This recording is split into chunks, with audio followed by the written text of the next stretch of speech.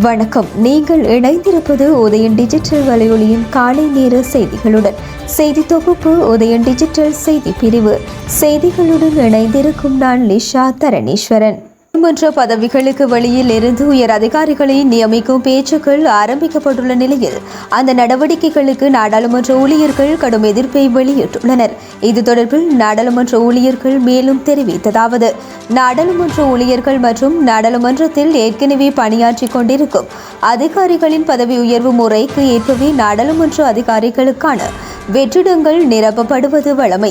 எனவே அந்த பதவிகளுக்கு வெளியில் இருந்து அதிகாரிகளை நியமிப்பது எமக்கு அநீதி இழைக்கும் செயலாகும். அத்துடன் பொருளாதார பிரச்சினைகளை கருத்தில் கொண்டு நாடாளுமன்ற ஊழியர்களின் விடுமுறை கொடுப்பனவுகளை நிறுத்துவதற்கும் அரசாங்கம் நடவடிக்கை மேற்கொண்டுள்ளது. எனவே இவ்வாறான செயற்பாடுகள் எமக்கு கடும் ஏமாற்றம் வழங்கும் நடவடிக்கையாகும் என்றனர்.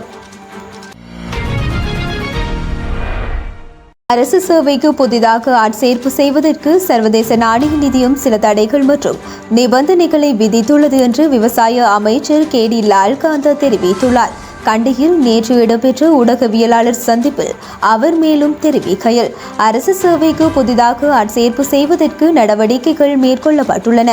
ஆனால் வெற்றிடமாக உள்ள மிகவும் அத்தியாவசியமான பணியிடங்களுக்கு மட்டுமே அரசாங்கம் ஆட்சேர்ப்பு செய்ய முடிவு செய்துள்ளது. ஏனெனில் அரசு சேவைக்கு புதிதாக ஆட்சேர்ப்பு செய்வதற்கு சர்வதேச நாணய நிதியம் சில தடைகள் மற்றும் நிபந்தனைகளை விதித்துள்ளது. அதன் அடிப்படையிலும் செயற்பட வேண்டிய தேவை இருக்கின்றது.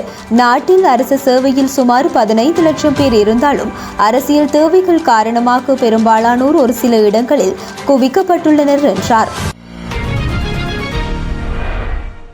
தரம் 5 புலமை பரிசில் பரீட்சையின் மதிப்பீட்டு பணிகள் எதிர்வரும் 8ஆம் தேதி ஆரம்பமாக உள்ளது என்று பரீட்சைகள் ஆணையாளர் நாயகம் அறிவித்துள்ளார். எதிர்வரும் 12ஆம் தேதி அந்த பணிகள் நிறைவடையும் என்றும் அவர் தெரிவித்துள்ளார். ஜனாதிபதி அனுரகுமார திசநாயக்க எதிர்வரும் 13ஆம் தேதி சீனாவுக்கு பயணம் மேற்கொள்ள உள்ளார் என்று ராஜதந்திர வட்டாரங்களில் இருந்து அறிய முடிகின்றது.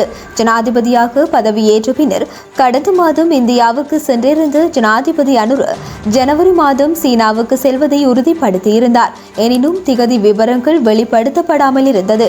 இந்த நிலையிலேயே ஜனவரி மாதம் 13ஆம் தேதி தொடக்கம் 17ஆம் தேதி வரை அவர் சீனாவுக்கு சுற்றுப்பயணம் மேற்கொள்ள உள்ளார் என்று தற்போது தகவல்கள் வெளியாகியுள்ளன. ஜனாதிபதியுடன் வெளிவிவகார அமைச்சர் விஜித ஹேரத் உள்ளிட்ட அதிகாரிகளும் சீனாவுக்கு செல்ல உள்ளனர். இந்த பயணத்தின் போது சீன அதிபர் ஜின்பிங், சீனாவின் பிரதமர் மற்றும் சீன வெளிவிவகார அமைச்சர் ஆகியோரையும் ஜனாதிபதி அனுர சந்தித்து பேச்சு நடத்தவுள்ளார்.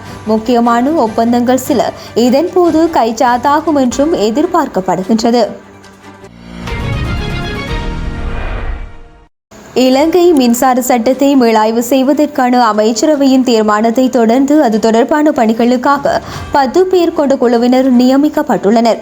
சக்தி அமைச்சின் செயலாளர் உதயங்க கேமபால இந்த குழுவுக்கு தலைமை தாங்குவதுடன் மின்துறை மறுசீரமைப்பு செயலகத்தின் பணிப்பாளர் நாயகம் புபுது நிரோசன் கெடிகல்லகே குழுவின் செயலாளராக செயற்பட உள்ளார்.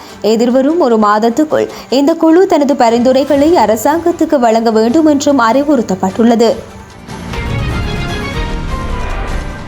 சீனாவில் பரவி வரும் மெட்டோப் நியூமோ வைரஸ் ஒரு பெருந்தொற்று அல்ல, அது மிகவும் சாதாரணமான ஒரு வைரஸ் பரவல் நிலை என்று பேராசிரியர் சந்திம ஜீவந்தர தெரிவித்துள்ளார்.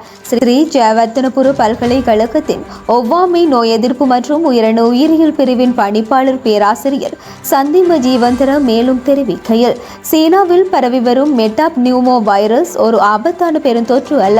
அத்துடன் இது புதிய வகை தொற்றும் அல்ல. 2001ஆம் ஆண்டிலேயே இந்த வைரஸ் தொற்று அவதானிக்கப்பட்டுள்ளது. குளிர்காலத்தில் சுவாச பிரச்சனைகளை ஏற்படுத்துவதே அந்த வைரஸ் தொற்றின் உச்சகட்ட பாதிப்பாகும். குளிர்காலத்தில் இவ்வாறான சுவாச நோய்கள் ஏற்படுவது வழமையானதாகும். ஆதலால் இது சீனாவிலோ அல்லது சீனாவுக்கு வெளியிலோ பொது சுகாதார அவசர நிலைமைக்கு காரணமாக அமையாது.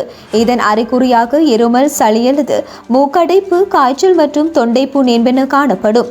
எனவே பொதுமக்கள் இந்த வைரஸ் தொற்று தொடர்பில் பதற்றமடைய வேண்டிய அவசியமில்லை என்றார். கிளிநொச்சி A35 பிரதான வீதியின் புளியம்பொக்கணி பகுதியில் அமைந்துள்ள சர்ச்சைக்குரிய பாலத்தில் சில பாதுகாப்பு ஏற்பாடுகள் மேற்கொள்ளப்பட்டுள்ளன. குறித்த பாலத்தின் சீரமைப்பு பணிகள் இடைநிறுத்தப்பட்டிருந்த நிலையில் பாதுகாப்பு குறியீடுகளோ சமிக்ஞை விளக்குகளோ மின் விளக்குகளோ பொருத்தப்படாமல் இருந்தது. அந்த பாலத்துக்குள் வீழ்ந்து 2 இளைஞர்கள் உயிரிழந்ததை அடுத்தே சில பாதுகாப்பு ஏற்பாடுகள் செய்யப்பட்டுள்ளன. இதன்படி பாலத்தில் திருத்தல் பணிகள் இடம்பெறுகின்றன என்பதை வெளிப்படுத்தும் பதாகைகள் வைக்கப்பட்டுள்ளதுடன் அந்த பகுதியில் மின் விளக்கும் பொருத்தப்பட்டுள்ளது.